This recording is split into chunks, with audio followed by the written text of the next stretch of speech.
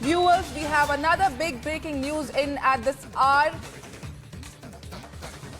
Now it is the Congress versus the karsevaks as the date of Ram Mandir inauguration in Ayodhya approaches. The Karnataka Police Department seems to have opened cases for investigation against Ram Mandir activists who allegedly engaged in property destruction and other offences during the peak of movement of Ram Mandir 30 years ago. Now, the police department has assembled a special team and compiled a list of suspects in instances related to the 1992 Ram Mandir movement, which led to acts of violence by Islamists and ensuing intercommunal conflicts. In the latest, adding to the series of controversies that is coming up now, a 30-year-old case is being reopened against the karsevaks by the Karnataka Police Department. According to this case, it alleges that the Ram Mandir activists, the karsevaks, they engaged in property destruction and other offences during the peak of the movement for Ram Mandir 30 years ago. Now, the police department has assembled a special team and compiled a list of suspects in instances related to the 1992 Ram Mandir movement, which led to acts of violence by Islamists and ensuing intercommunal conflicts. Now, this is a very interesting development yet again. Karnataka police going ahead and reopening this case right when the consecration ceremony is about to take on the 22nd of January,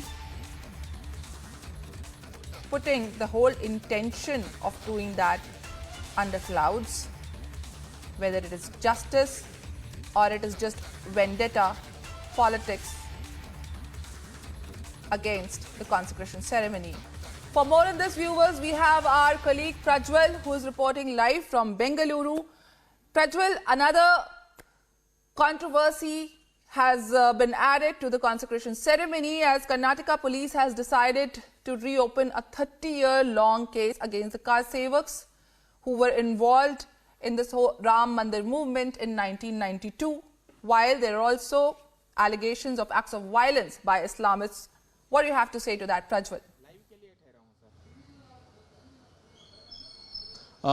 This particular case is from 1992 Hubballi riots, where many of the karsevaks were also involved in a few incidents of violence and vandalism, because they were also equally provoked by the opposite group too. But finally, these has now been termed as LPCs, meaning to state that they are long pending cases, and suddenly now the Commissioner of Police for Hubballi Dharwad, Renuka Sukumar, has decided to revive this particular case as well. And earlier this morning, in fact, we spoke to the Home Minister of Karnataka, and he stated that the police did not intimate him, but they are going ahead and duty as per the laws, and they are taking action mainly because of the court order which was issued way back in 1992. Pertaining to this particular case, there was an FIR which has been registered against 9 people. 3 of them are already dead. 5 of them, the police are still on the lookout for them, and 1 of them has now been detained 2 days ago by the Hubballi Dharwad police. So there has been massive protest across the entire town of Hubballi as well, and they also went ahead